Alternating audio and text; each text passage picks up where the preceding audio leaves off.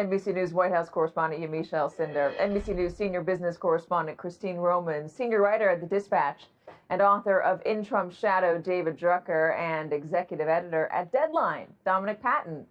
Okay, Christine, I'm going to begin with you on this.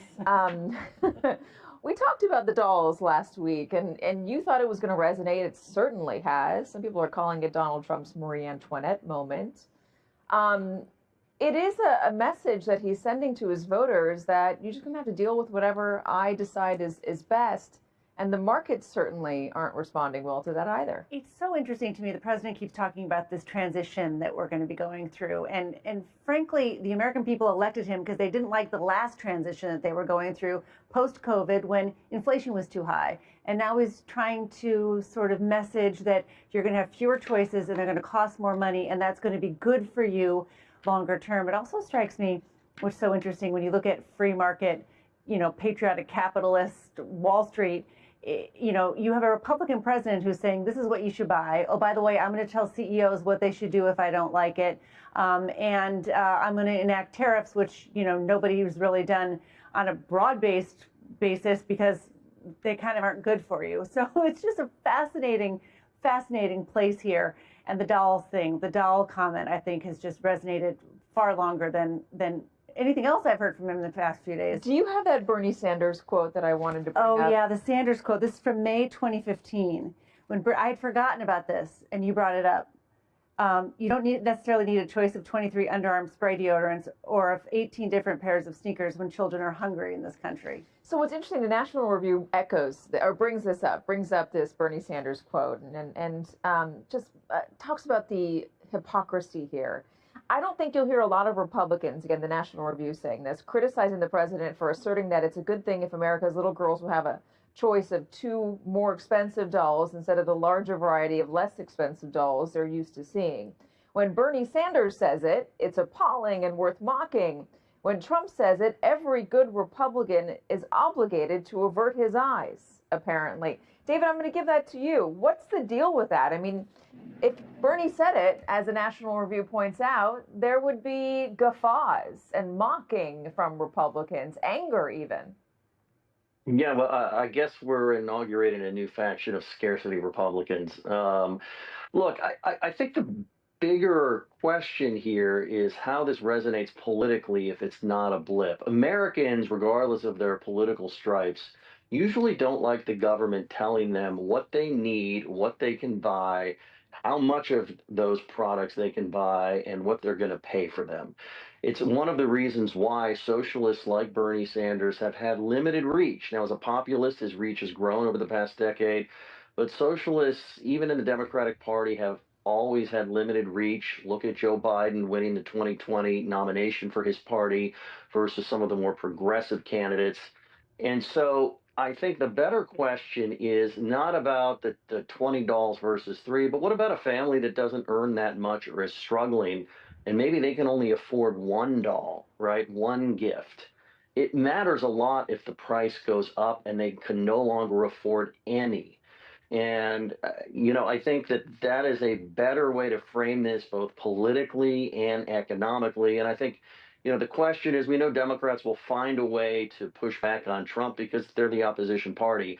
But will Republicans that have a problem with this, and privately many of them will this motivate them to speak up? I doubt it, because they're focused on the reconciliation package and don't want to get crosswise with Trump ahead of next year's Republican primaries. But it certainly puts them in a box moving forward if this sort of rhetoric from the president and these sorts of policies continue. Some Republicans have spoken out. Rand Paul was on the floor of the Senate with Democrats trying to pass legislation that would give the authority on tariffs back to Congress, take it away from the president.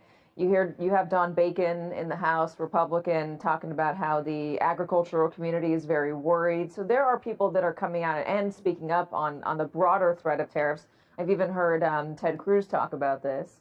But as you said, are they going to come out more pointedly? We're going to wait to see if that happens or not. They are focused on other stuff.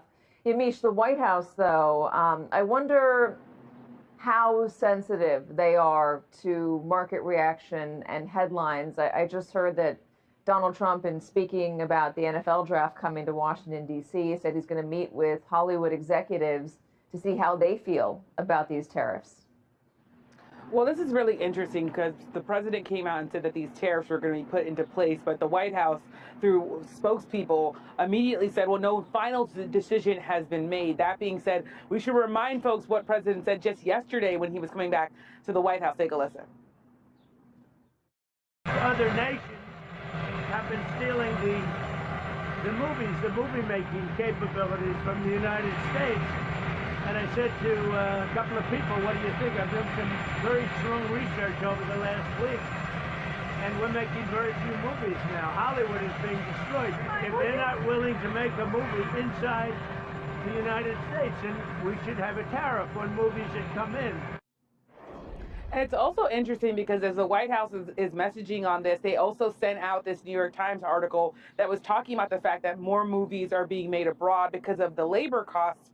And they were pointing out that some big blockbuster movies like Mission Impossible, Wolverine, Gladiator 2, that they were all filmed overseas. The United States essentially wanting to say, we want to bring those big movies back here.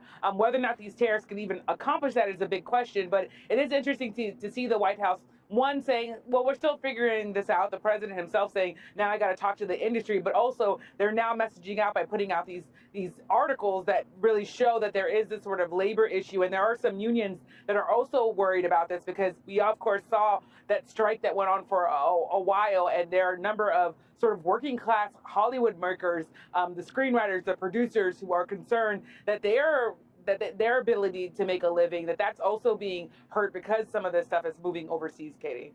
Is that the complaint, Dominic? Is Hollywood going to be happy then to hear about these 100% tariffs on movies made overseas? Oh, Katie, I don't think Hollywood's happy at all. I mean, we haven't had much of an official statement, but people I spoke to last night when this broke said to me very clearly, this is crazy. We don't know what to do. We're trying to figure out what he wants. This will be a potentially devastating blow to an industry that, as you mentioned, has just barely got up off its knees in the past few months with success of things like Minecraft and Sinners.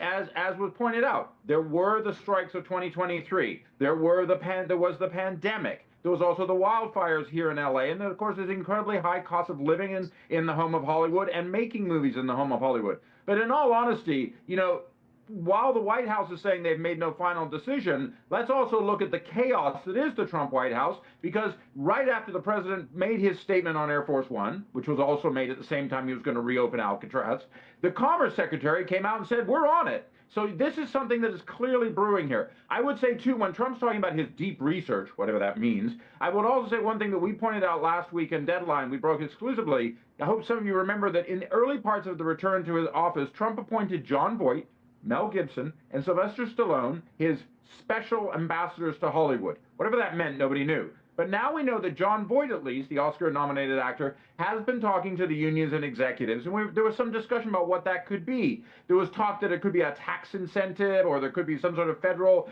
measure like we see in states like California, New York, Georgia, and others.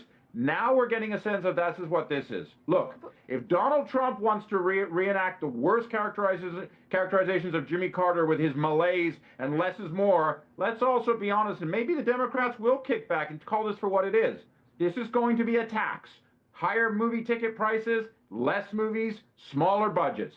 It's going to be a kick to the gut. What does it mean, though, to have a movie made overseas? A lot of movies are filmed overseas because the story takes place overseas, or they're creating a mythical world that they need to, and New Zealand has the only place that resembles it, or some parts of Scotland. I'm thinking of the Lord of the Rings and those types of movies. How do you define, Dominic, made overseas? Is that clear?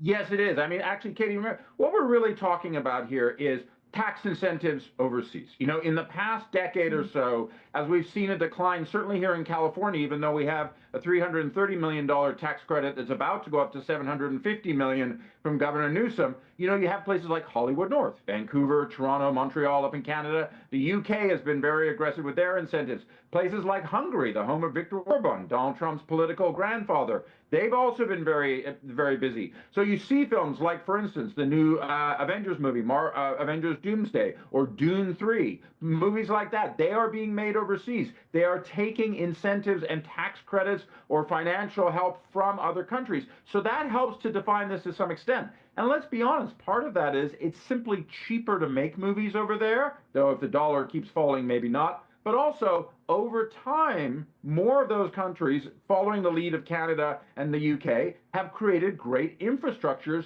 for making movies. So in that sense, it doesn't really play to what your story is if you need the exteriors of the ancient world. It plays to what your bottom line is. And that's why overseas production, runaway production as they call it, has been so big in the past decade. I interviewed Matt Damon on the set of The Martian many years ago on a soundstage in Budapest, which they had made to look like Mars.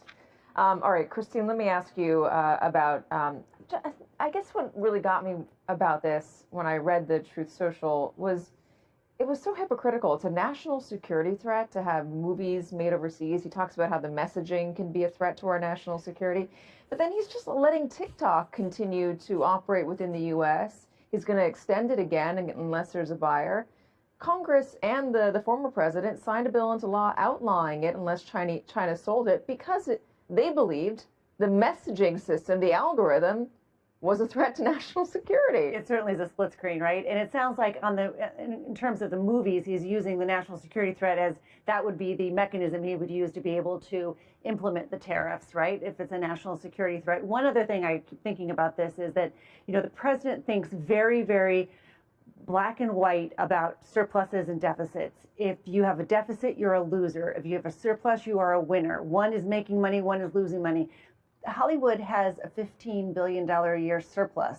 Movies in the United States are a surplus. That opens you up for retaliation from other countries, or in fact gives other countries, an entree if they were to retaliate against you, because if you use his math, we actually are still a winner on the Hollywood game here in the U.S.